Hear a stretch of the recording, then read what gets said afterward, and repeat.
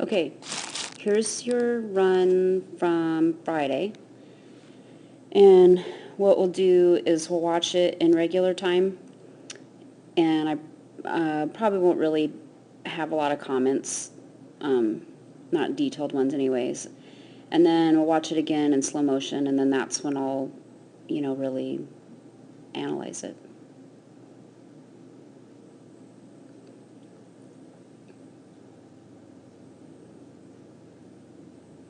Oh yeah, I remember this course. Nice, Nikki. Nice blind.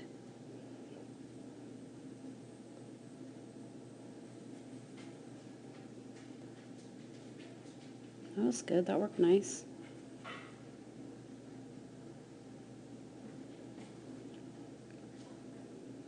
Can't see the table. I think the table's back there.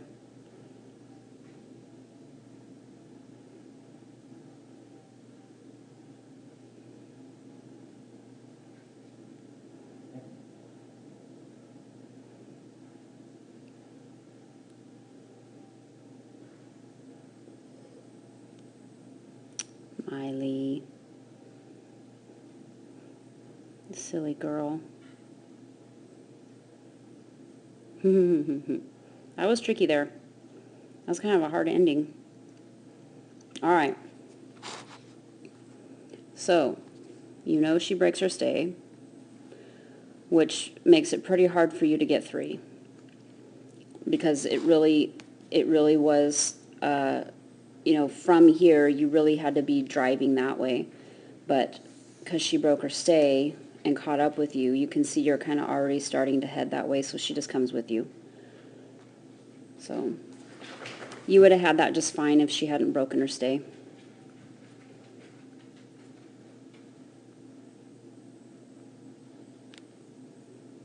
She looks like she was in a real mood too.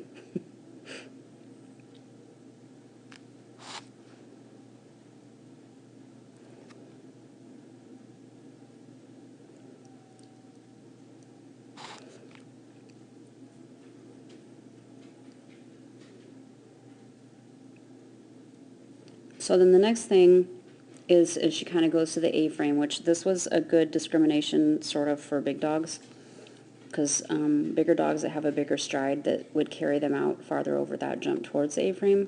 So you really had to cue a turn at that jump. And here she is taking off, and your arm closest to her is up, which it should be to indicate the jump. Your shoulders are forward, and your motion is still forward. You see that? It was like one more step forward. So that's the stride before she takes off right here. It's a little short, little dinky stride. But she needed the information that she was turning right now. And everything right now, the stride before she takes off, you're cueing her to go forward. So she didn't know there was a turn. So by the time she jumps and lands, she can't do anything about it. And then what happens is, because she didn't do a tight turn here, because she took the jump more like this, now your motion is still in this direction, so you're sort of still cueing the A-frame. Does that make sense? Whereas if you had gotten a nicer turn here, your motion then would just be cueing the teeter. But because she kind of went like this, and then she sees you and you're just running this way, she's like, oh, I'm going to take the A-frame because it's like right in front of me. So that's all that happened there, is you kind of needed to cue a turn there.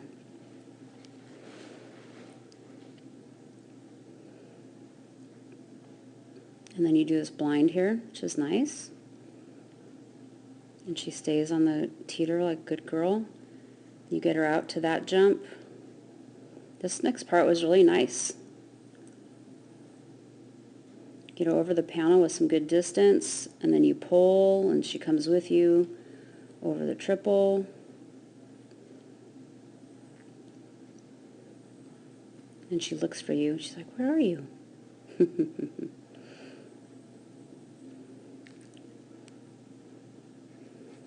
And then I think you did a rear to the table, which I think worked fine.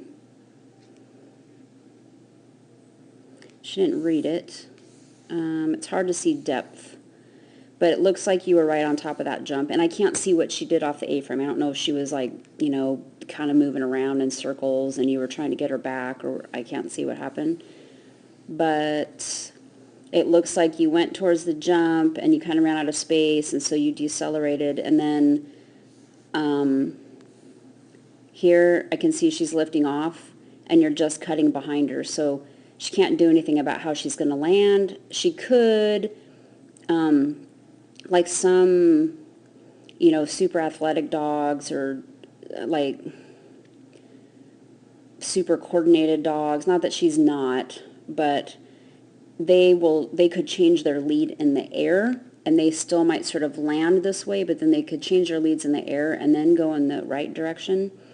Like Keegan wouldn't do that. He would do exactly what Miley did. But like Riley, he would probably change his lead in the air and then land hard going this way and then cut back. But Miley's not, she's like Keegan. She's not going to do that. So she just didn't know that you were turning because her information was late. So that's why she did that.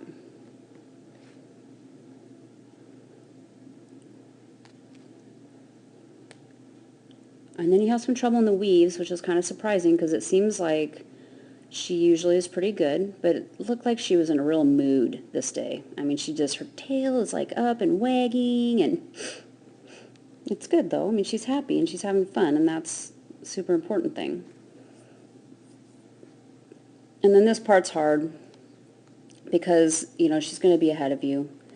So she comes out, she looks for you, you send her over that jump, and again, okay, here's her stride before she takes off. It's always a short, choppy one because she, I think she's just not super, I think she's really careful about her jumping.